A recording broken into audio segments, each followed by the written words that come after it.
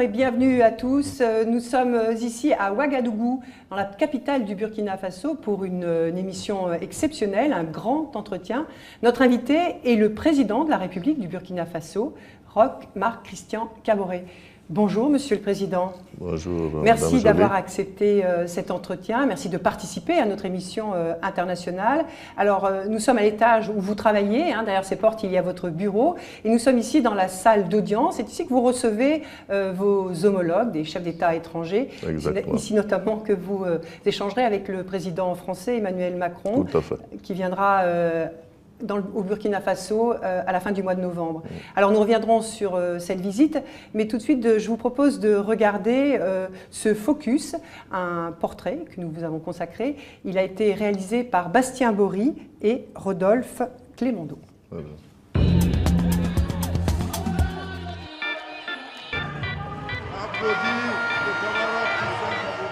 Nous pouvons être sûrs et confiants que nous ferons un coup KO. Au soir de votre victoire à la présidentielle, l'accolade avec votre opposant n'a rien d'un coup KO. Vous êtes l'un des rares chefs d'État burkinabés issus de la société civile et non de l'armée.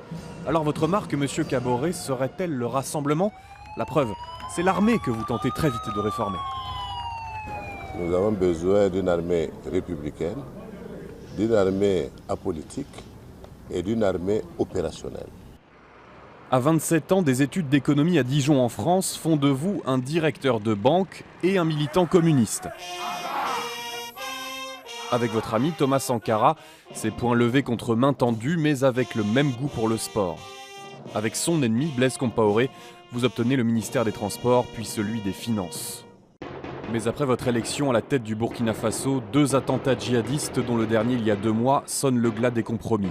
Vous devez adopter une posture d'homme fort. C'est le lieu pour moi de condamner avec fermeté cet acte ignoble et barbare.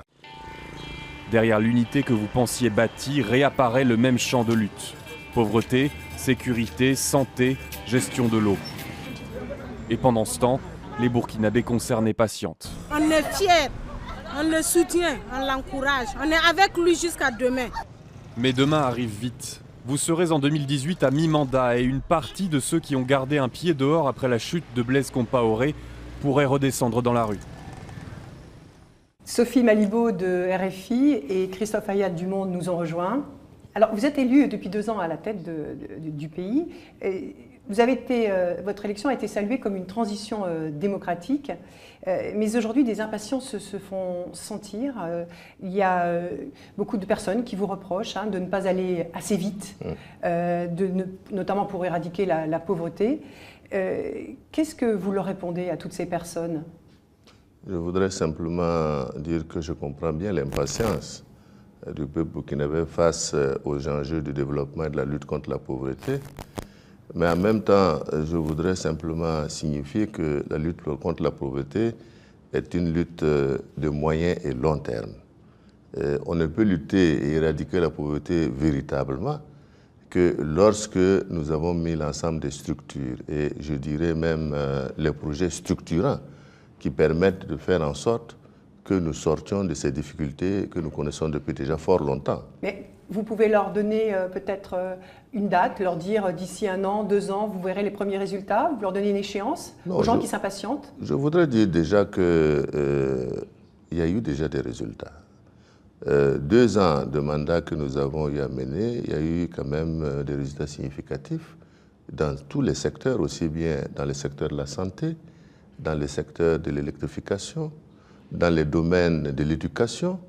Et je voudrais dire également que toutes ces avancées, quand nous prenons par exemple ne serait-ce que la santé, nous avons pris une décision de la gratuité des accouchements, qu'elles soient normales ou pas césariennes, et également l'appui que nous apportons aux jeunes de 0 à 5 ans, qui est une subvention que nous faisons. Cette subvention et cet appui touchent 25% des Burkinabés aujourd'hui. Donc Monsieur le Président, oui. On peut le comprendre, les attentes sont énormes parce que vous avez beaucoup promis. Et ce que l'on sait aussi, c'est qu'il y a maintenant une société civile très agissante au Burkina Faso. Il y a ce mouvement, le ballet citoyen. Est-ce que pour vous, c'est un petit peu comme une épée de Damoclès ? Comment vous considérez ce mouvement? Ce mouvement, nous considérons que le mouvement, le ballet citoyen est dans son rôle citoyen.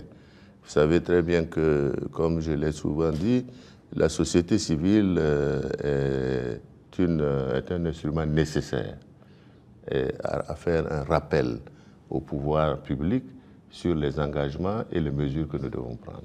C'est pour cela que, de notre côté, nous considérons que ce n'est pas une épée de Damoclès. Ils sont dans leur rôle, nous écoutons, et ce qui est positif que nous pouvons mettre en œuvre, nous travaillons à le mettre en œuvre également, s'il y a des rectifications à faire.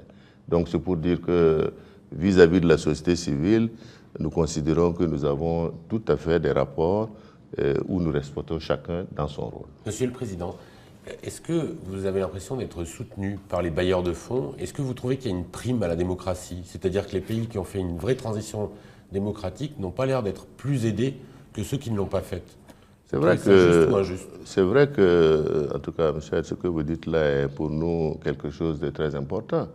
Nous nous sommes battus dès le départ pour dire qu'il était important que les pays qui ont fait des élections et qui sont dans un processus démocratique, parce qu'au Burkina Faso, c'est quand même depuis 1960 le chef d'État civil qui a été élu dans notre pays. Tout le reste, c'était des coups d'État militaires.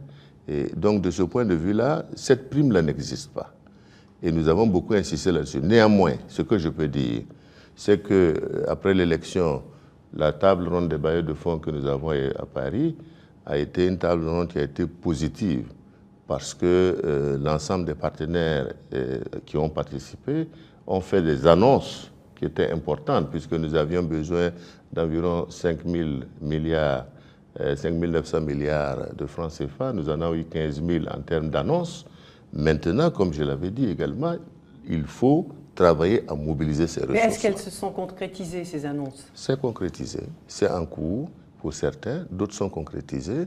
Je voudrais simplement dire que, comme je le disais, que ce soit dans le domaine de l'électricité, que ce soit dans le domaine de la décentralisation, un certain nombre de choses ont été déjà mises en œuvre. Donc, c'est pour dire que c'est des choses qui sont en cours. Oui, qui sont en cours et qui avancent. Et qui se mettent en place. Il y a une actualité, Monsieur le Président, qui concerne de très nombreux pays, le terrorisme, New York, il y a encore quelques jours.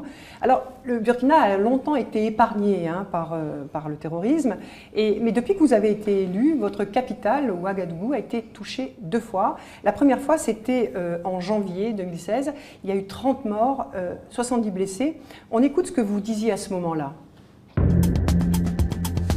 Pour ma part, je dirais simplement que vous savez que le terrorisme s'en fout complètement de la démocratie. Comme vous le savez, ce sont des personnes qui, sur la base d'une conception erronée de la religion, visent non seulement à disloquer les économies des pays, à créer le non-État pour imposer leur vision obscurantiste. Monsieur le Président, votre pays a toujours été salué pour sa coexistence religieuse, pacifique. Alors comment interpréter ces attentats? Est-ce que c'est parce que vous êtes lancé dans des opérations contre des groupes djihadistes, notamment dans le Nord? Ou est-ce parce que, ce que disent certains, que la sécurité et le renseignement sont moins bien maîtrisés par vos équipes que par celles de votre prédécesseur, Blaise Compaoré? Non, je voudrais dire simplement qu'il n'y a pas une remise en cause de la convivialité religieuse qui existe au Burkina Faso. Je pense que de tout temps, toutes les religions sont vraiment ensemble et travaillent tous les jours pour l'intérêt du Burkina Faso.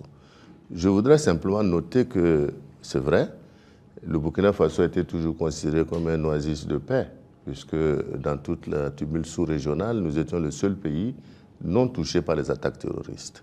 Mais justement, je dois rappeler, si vous permettez, que l'ex-président Blaise Compaoré a joué des rôles de médiation au Mali qui ont fait que, de façon constante, nous avons une certaine collusion. Je répète bien, je pèse mes mots. Collusion avec qui? Collusion avec les forces djihadistes qui sont au Mali. Ce que vous refusez, vous, aujourd'hui? Nous estimons que nous ne pouvons pas laisser le Burkina Faso comme étant une plate-bande où nous passons des armes, où nous passons de la drogue et nous faisons des trafics de tout genre. Donc forcément, nous devenons un obstacle pour ces personnes-là. Et de ce point de vue-là, il est tout à fait normal que le Burkina soit visé. Ce n'est pas une question de capacité des forces d'information, de nos services de sécurité en termes d'information, mais c'est plus une question que la collusion permettait de masquer un peu toutes ces insuffisances. Certains estiment tout de même, Monsieur le Président, que vous avez une sorte de méfiance vis-à-vis de tout ce qui est expert militaire dans votre pays, peut-être parce qu'il y a eu cette longue histoire de putsch, dont le dernier assez récemment. Est-ce que effectivement vous êtes dans une attitude de méfiance par rapport à tout ce qui vient du renseignement, etc. Pas du tout. Je suis tout à fait désolé. Nous avons mis l'Agence nationale de renseignement, qui aujourd'hui est en cours, qui est appuyée par différents pays dans sa mise en œuvre. Mais beaucoup des grands experts ont été soit nommés ambassadeurs ici et là, ou attachés militaires en France ou ailleurs. Vous savez, le pays a besoin de renouvellement. L'expertise, ceux qui étaient experts hier, sont peut-être dépassés par l'expertise d'aujourd'hui. Donc il est tout à fait normal que nous rebâtissions une agence nationale de renseignement qui est conforme, je dirais, au niveau BABA dans ce domaine. Et c'est ce que nous avons fait. Nous avons l'appui de partenaires qui forment ces éléments qui vont nous permettre de mettre une véritable institution qui va s'occuper de renseignements aussi bien intérieurs que du renseignement dans la sous-région. Monsieur le Président, dans ce conflit avec les groupes djihadistes, on a quand même l'impression que le Burkina Faso est en train de perdre une partie entière de son territoire, qui est le nord, où il y a des enseignants qui ne peuvent plus enseigner, qui sont chassés des villages, et où des groupes prennent quasiment en charge la gestion, ou du moins dominent le pouvoir dans certains villages, dans certaines régions entières. Je pense que c'est excessif de penser que nous perdons une partie de notre territoire, ou le nord de notre territoire au Burkina Faso. C'est vrai qu'il y a des points de récurrence dans un certain nombre de zones bien limitées dans lesquelles ces problèmes se produisent, mais je peux vous assurer que nous avons, malgré, je dirais, les actions spontanées qui sont réalisées ça et là, une bonne maîtrise de notre territoire. La deuxième question que je voulais ajouter, c'est que vous savez que dans le cadre du G5, nous avons mis des fuseaux. Les fuseaux qui concernaient le Mali, le Niger et le Burkina Faso, et chacun devait faire en sorte d'assurer la sécurité des frontières. Monsieur le Président, pour l'instant, ce n'est pas le cas.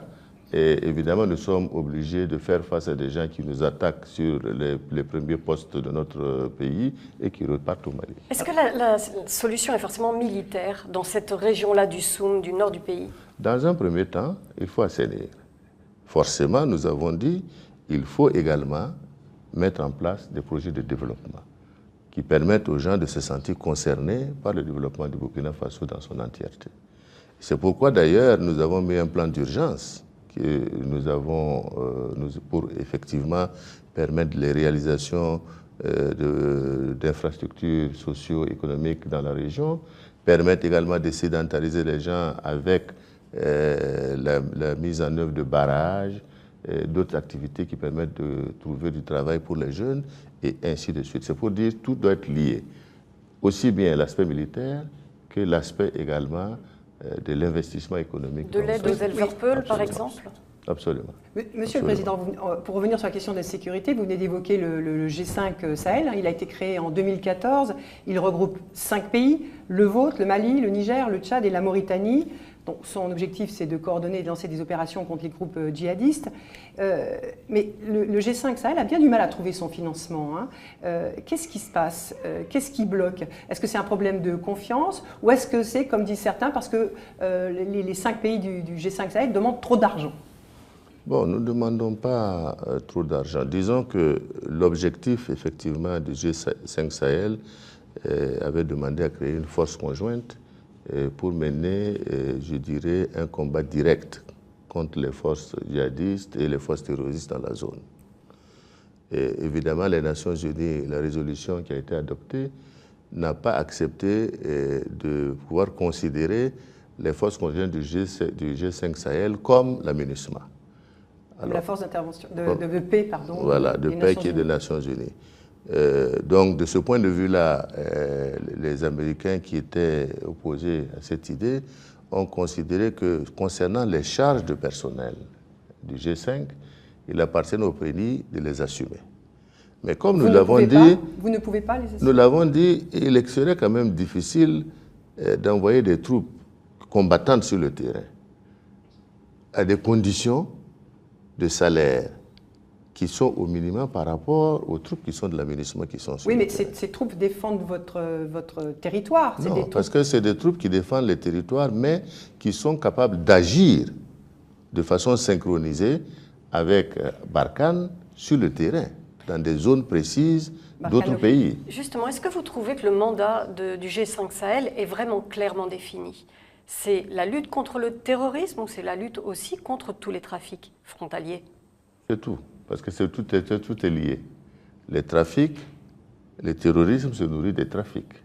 Donc forcément, il est impératif de lutter, y compris contre le terrorisme et contre les trafics également. Donc le mandat pour nous est clair. Aujourd'hui, on se réjouit que, évidemment, l'Union européenne a apporté sa contribution, la France, les pays membres du G5 apportent leur contribution, les États-Unis, et nous attendons la rencontre de la table ronde des partenaires financiers qui aura lieu en décembre à Bruxelles, pour voir un peu plus clair, je dirais, dans le financement du G5. Dans un pays voisin, le Niger, il y a eu récemment une embuscade dans laquelle 4 soldats américains ont été tués.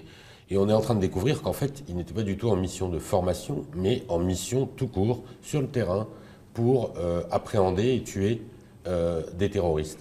Est-ce que dans votre pays, les troupes américaines sont présentes et qu'est-ce qu'elles font exactement ? Je dois vous dire que dans notre pays, il n'y a pas de troupes américaines qui sont présentes au Burkina Faso dans ce cadre-là. C'est-à-dire, est-ce que elles sont présentes pour faire de la formation ou pas présentes du tout? Notre coopération avec les États-Unis, c'est essentiellement des relations de formation. Coopération militaire, comme nous avons d'ailleurs avec la France et d'autres pays, qui viennent de temps en temps nous apporter le concours au renforcement de la spécialisation de nos soldats. Mais c'est ce qu'on disait au Niger aussi. Voilà. Mais en dehors de ça, nous n'avons aucune troupe américaine chargée d'une mission spécifique au Burkina Faso. Ça, je peux vous donner cette assurance-là. Alors, Monsieur le Président, avant de revenir sur les développements de l'actualité dans votre pays, nous souhaitions vous entendre sur la question du franc CFA. Cette monnaie est commune à 15 États, c'est un héritage de la colonisation. Aujourd'hui, elle fait de plus en plus débat et on écoute un économiste, pour certains, elle est un frein au développement.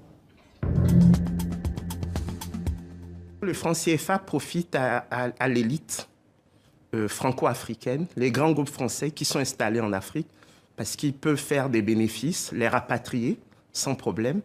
Et puis, cette élite africaine qui peut s'offrir des appartements à Paris parce que le CFA, c'est la garantie de convertibilité avec l'euro et puis c'est la liberté de circulation des capitaux. Et donc, les populations africaines qui sont rurales, à 70%, ne bénéficient pas de cette monnaie. Quand vous sortez de nos capitales africaines, vous avez l'impression d'être dans des économies sans monnaie. Vous avez l'impression qu'il n'y a que du troc. Vous ne trouvez pas d'argent. Monsieur le Président, alors est-ce que, quand l'on entend cet expert, est-ce que les États africains, dont le Burkina Faso, ne devraient pas rompre avec le franc CFA? Vous savez, la question de la monnaie est une question qui est sensible, d'une part, mais je voudrais simplement dire deux choses. La première des choses, c'est que nous devons discuter du franc CFA en quittant le chemin de la rhétorique classique.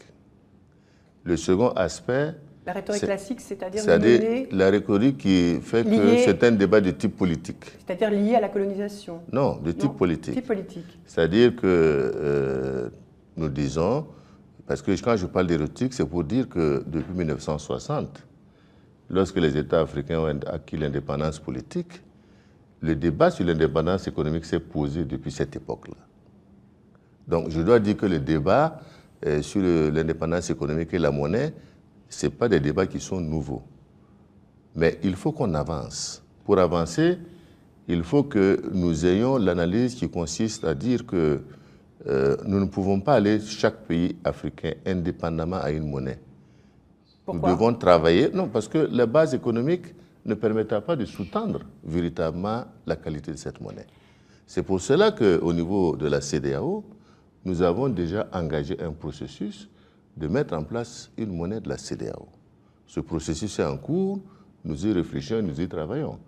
Ce que je voudrais dire, c'est qu'une monnaie, qu'elle soit africaine, coupée de l'euro ou pas, a besoin de mener des opérations internationales, d'une manière ou d'une autre. Donc, réduire l'argument au fait que ça profite simplement à l'élite parce que ça permet d'acheter des appartements, ça permet aux élites de dépenser, c'est une manière restrictive. C'est pourquoi je dis que c'est un peu de la rhétorique, parce que finalement, est-ce que ceux qui ont leur monnaie aujourd'hui nationale n'ont pas des appartements ailleurs? Ce n'est pas ça la raison. Monsieur je pense que la raison... Oui. Que pensez-vous de cet argument selon lequel le CFA, en fait, c'est le bouclier de stabilité pour les économies africaines? Est-ce que c'est un argument que vous retenez? Non, c'est un argument qui a été retenu, je dirais, depuis le début jusqu'à aujourd'hui, mais je pense que nous pouvons tout à fait, et il appartient aux Africains de décider, de changer les règles du jeu. Moderniser le système. Voilà, nous pourrons changer les règles du jeu et je dois vous assurer qu'en tout cas, au niveau de la CEDEAO, nous avançons et je pense que nous pourrions en tout cas travailler à ce que nous ayons une monnaie de notre sous-région. Monsieur le Président, quand vous dites que la CEDEAO travaille à fabriquer sa monnaie pour la sous-région, est-ce que ça signifie qu'il y aurait deux monnaies ou alors on travaille à une monnaie commune qui ne serait plus rattachée au Trésor français, comme c'est le cas aujourd'hui, puisque aujourd'hui la Banque de France a une voix quasiment prépondérante dans la gestion du franc CFA? Techniquement, je veux dire, tout est possible. Nous pouvons effectivement avoir notre monnaie sans être liés forcément à la France. Ça, c'est possible. Donc, c'est pourquoi je dis nous avons intérêt un peu plus à nous concentrer sur les questions techniques, les questions économiques de la mise en place, de la réflexion sur la mise en place de notre monnaie, que simplement d'aller sur le fait que c'est une monnaie coloniale, l'Afrique doit être indépendante.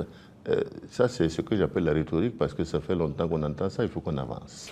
Et c'est pourquoi je dis, l'Afrique, c'est le même problème. Nous sentons que si l'Afrique était unie, nous représentions une meilleure force.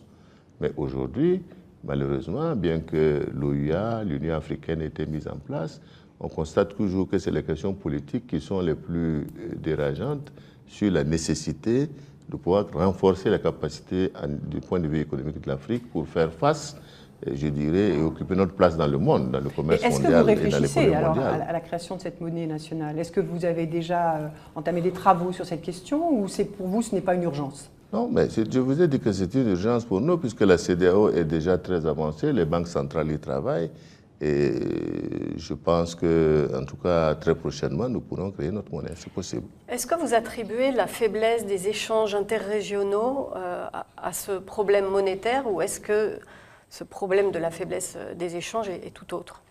Le problème des échanges n'est pas forcément lié aux questions monétaires parce qu'il y a d'abord toutes les questions d'infrastructures routières, de transport pour pouvoir évacuer nos produits. Vous savez très bien que ne serait-ce déjà que les vols aériens pour aller en Afrique dans certains pays, on est obligé de passer par Paris, ce qui est aberrant, c'est ça les réalités. Et si nous avions, et c'est pour cela que la réflexion se mène sur la nécessité de renforcer les structures ferroviaires en Afrique pour permettre de transporter beaucoup plus de produits et de pouvoir faire des échanges intra, je dirais, pays qui sont plus importants. Et ça, c'est quand même, c'est plutôt les problèmes d'infrastructure qui sont les plus importants. C'est prioritaire. Voilà, ça c'est important. Monsieur le Président, poursuivons cet entretien. Dans 3 semaines, le président français Emmanuel Macron entamera un voyage sur le continent africain. Vous serez la première étape du président français. Il n'y en a pas eu de visite au Burkina Faso depuis 31 ans d'un président français. Et à l'université de Ouagadougou, il devrait prononcer un grand discours sur sa conception des relations entre la France et les pays africains. Pour vous, Monsieur le Président, est-ce que ces relations doivent évoluer? Est-ce qu'une page doit se tourner? Je pense qu'une page déjà se tourne, parce que du point de vue, en tout cas des premières impressions qu'on a eues de la politique que veut mener le président Macron, je pense que tout ce qui est France-Afrique, etc., il a décidé également de ne pas se mettre dans ces types d'activités. Donc nous devons avoir aujourd'hui des rapports d'égalité, des rapports d'intérêt réciproque entre nos différents pays et de respect mutuel. Je pense que cela est important et je voudrais dire que pour nous, nous l'écouterons à son arrivée sur sa vision de l'Afrique, de la jeunesse, etc. Et cela nous permettra de nous conforter ou pas sur sa vision. Mais finalement, est-ce que ce n'est pas une sorte de continuité, cette façon pour un président français de venir s'adresser ici au Burkina Faso, mais aux Africains dans leur ensemble? Certains critiquent, par exemple, la conception même d'un sommet France-Afrique. Là, c'est un discours France-Afrique, encore une fois. Non, ce n'est pas un discours France-Afrique parce que je pense que le panel auquel il s'adresse, ce n'est pas un panel de chefs d'État. C'est un panel qui concerne la jeunesse burkinabé dans son ensemble, universitaire et non universitaire. Et je pense également, et c'est la possibilité pour ces jeunes de pouvoir poser quelques questions pour mieux comprendre également ce que la France attend apporter comme renouveau dans ses relations avec l'Afrique. Puisque c'est le point de rupture aussi que les gens attendent. Et je crois que le premier sentiment, je dis bien, que j'ai, c'est que le président Macron est engagé à ce que véritablement il puisse avoir une sorte de rupture dans les relations classiques qui existent entre l'Afrique et Monsieur le Président, justement, quand le président Macron dit au G20 à Hambourg, ça ne sert à rien de déverser des aides en Afrique et notamment au Sahel, lorsque les femmes continuent à avoir 6 à 8 enfants, il y a un vrai problème culturel. Est-ce que vous avez l'impression que c'est un renouvellement, une rupture avec le discours français sur l'Afrique? Je pense que le président Alpha Condé lui a donné la réplique à cette époque d'ailleurs sur cette sortie malheureuse, que je considère comme malheureuse, et que pour l'instant, je mets, je dirais, au compte, je dirais, des erreurs nouvelles quand on arrive, je dirais, à une position donnée. Et nous verrons donc, lorsqu'il sera à Ouagadougou, si nous sommes sur la même tendance. À ce moment, ce serait une vision totalement erronée et que nous allons également remettre en cause, ça c'est clair. Et les Africains ne sont pas d'accord sur cette façon de voir les choses. Autant des efforts doivent être faits sur la démographie, autant il ne faut pas poser les problèmes sur le plan culturel, etc. Je pense que c'est une erreur. Pour vous, c'était une erreur. Mais il vous semble qu'il est bien conseillé sur l'Afrique. Il a autour de lui maintenant un nouvel aéropage de conseillers. Il a fabriqué un conseil présidentiel pour l'Afrique avec des gens qui ne sont pas des diplomates, qui sont des gens de la sphère privée, des chercheurs, des chefs d'entreprise, etc. Qu'est-ce que vous pensez de cet organe de conseil? Bon, vous savez, c'est un organe nouvellement mis qui n'a pas encore fait ses preuves, donc il m'est difficile de donner une appréciation. Je sais simplement que des compétences ont été choisies et certains que j'ai rencontrés m'ont dit qu'ils ne savent pas pourquoi on les a choisis, parce qu'évidemment ils y sont, on les a proposés. Mais il est clair pour eux que si la vision n'est pas conforme à une nouvelle conception des rapports entre l'Afrique, c'est pour mener le même train-train, il serait appelé à démissionner de cette structure. Donc attendons de voir, et à ce moment je pourrais vous donner mon appréciation sur le rôle de cette structure. Bien on sait déjà, petite indiscrétion, Monsieur le Président, que cette structure travaille beaucoup avec le Président sur l'élaboration du discours qu'il prononcera à l'université. J'espère, parce que je voulais dire simplement que ce qui est sûr, c'est que le président Macron vient avec une nouvelle équipe.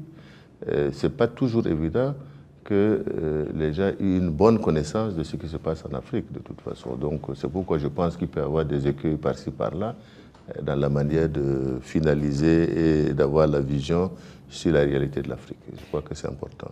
Restons sur les liens entre la France et le Burkina Faso, Monsieur le Président.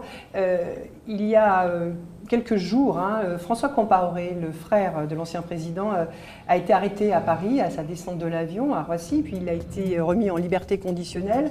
Aujourd'hui, il est sous contrôle judiciaire avant l'examen d'une éventuelle extradition. Alors, il est poursuivi dans le cadre d'une enquête sur le meurtre d'un journaliste d'investigation, Norbert Zongo. Ça remonte à 1998. Alors, on sait qu'en 2014, la France, au moment de l'insurrection, avait exfiltré François Compaoré avec son frère, ancien président.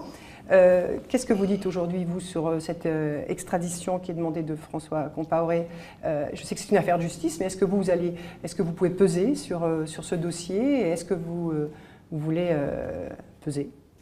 Non, je dirais que difficilement je peux peser sur le dossier puisque c'est une question de justice, mais en tout état de cause, pour ma part, je considère que c'est déjà une grande victoire que le mandat d'arrêt ait connu son exécution sur le sol français.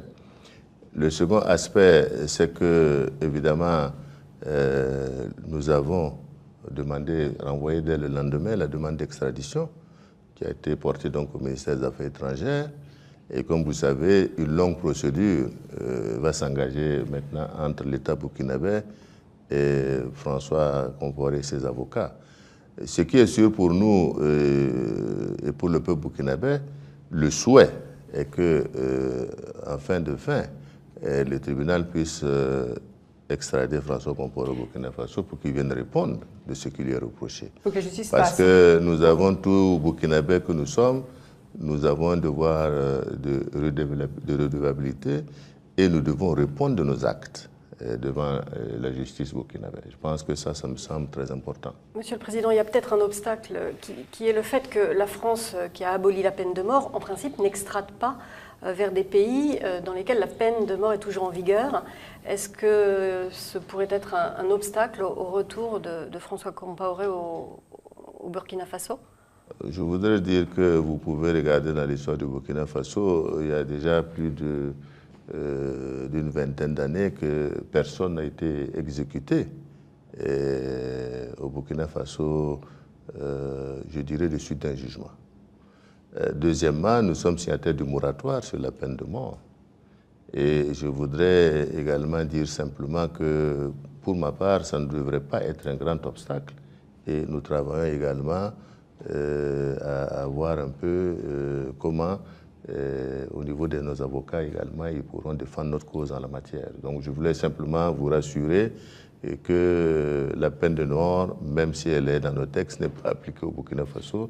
Et ça a été toujours notre position, bien que les discussions de la nouvelle commission constitutionnelle peuvent amener des progressions dans ce domaine. Monsieur le Président, est-ce que vous n'êtes pas dans une situation un peu compliquée, ayant eu des responsabilités sous l'Ancien Régime, des hautes responsabilités, ministre, président de l'Assemblée nationale, et aujourd'hui incarnant le renouveau et la volonté de justice, comment vous pouvez être à la fois comptable du passé et comment dire, l'incarnation d'une rupture avec ce passé? Je dois quand même préciser que les délits sur lesquels, les crimes sur lesquels ils sont poursuivis, c'est quand même des crimes de sang. D'un côté, vous avez François Compaoré qui est poursuivi dans l'affaire Norbert Zongo. De l'autre côté, vous avez Blaise Compaoré qui est poursuivi également dans l'affaire Thomas Sankara. Et je pense que de ce point de vue-là, en tant que citoyen, j'ai assumé mes responsabilités, aussi bien au niveau gouvernemental qu'au niveau législatif. Mais comme j'ai dit, comme tous les autres, si j'ai des casseroles quelque part, je répondrai également devant la justice. Mais je ne cesserai pas à me soustraire de la justice en quittant le pays. Et c'est ça, je dis, c'est le code d'honneur que chaque responsable de ce pays doit avoir. Est-ce que vous avez aussi un espoir, Monsieur le Président, que Blaise Compaoré revienne au pays à un moment ou à un autre? Bon, il a obtenu la nationalité ivoirienne. Est-ce que vous essayez de peser également auprès des autorités ivoiriennes afin qu'il rentre au pays, confronter la justice? De toute façon, je trouve que déjà pour un président qui, après avoir géré 27 ans un pays, change de nationalité pour se soustraire à la justice de son pays, c'est vraiment pas à son honneur. Deuxièmement, je dis également que tout chef d'État qui est appelé devant la justice doit y répondre. Et c'est pour cela que lorsqu'on nous dit Blaise Compaoré peut rentrer, elle va rentrer, nous disons il peut rentrer, il vient se présenter à la justice, comme certains, notamment le Premier ministre Luc Adolphe Thiaw qui était à Abidjan, est rentré pour se soumettre donc à la Haute Cour de justice qui les avait donc convoqués pour justement tout l'ensemble du dernier gouvernement. Il est rentré, il est parti, il subit, donc il répond devant la justice, c'est tout. Est-ce que de là où il est, il peut encore nuire à votre pouvoir par ces réseaux? En termes de nuisibilité, c'est déjà fait. Donc je peux vous assurer, c'est pour dire que les éléments et les informations montrent bien toujours un certain nombre d'implications sur, en tout cas, un certain nombre de situations que nous vivons aujourd'hui. Alors, Monsieur le Président, vous parlez de Blaise Compaoré et des soupçons de son implication dans l'assassinat de Thomas Sankara, hein, le président. Si vous voulez bien, nous allons revenir sur Thomas Sankara maintenant et regarder et écouter ce petit document sur ce chef d'État très jeune qui a été assassiné et qui est devenu une icône révolutionnaire. Sa politique vise à rendre au pays, alors l'un des plus pauvres du monde, la dignité et l'espoir. Le capitaine et ses hommes montrent l'exemple, travailler, construire. Dans le domaine de la santé d'abord avec des dispensaires, des maternités. Son opération Vaccination Commando va permettre à 2 millions de Burkinabés d'être protégés de maladies ravageuses à l'époque. Une population secourue et mise à contribution. En vous mettant à la tâche, vous avez décidé de vous prouver à vous-même que vous êtes capable de transformer la réalité. Une nouvelle réalité où chacun est responsable, où les femmes désormais prennent leur place. L'émancipation de la femme passe notamment par le coton, une des richesses du Burkina. Il faut produire et consommer local, dit Sankara. La révolution et la liberté passent par le travail. Projet ferroviaire, grands barrages. C'est aussi une révolution administrative. Chasse à la corruption, modestie du pouvoir. Sankara poursuit les corrompus, les tribunaux populaires font leur effet, jusqu'à parfois condamner des innocents, pas assez révolutionnaires. Quand un journaliste se demande quelle est la plus grande victoire de la Révolution, il dit que ce n'est pas les routes qu'on a construites, les écoles, les dispensaires, les barrages, tout ça vous pouvez oublier. Le plus important, c'est qu'on a donné confiance, c'est que le peuple burkinabé a pris confiance en lui-même. Et il peut devenir maître de son destin. La patrie ou la mort, nous vaincrons. Je vous remercie.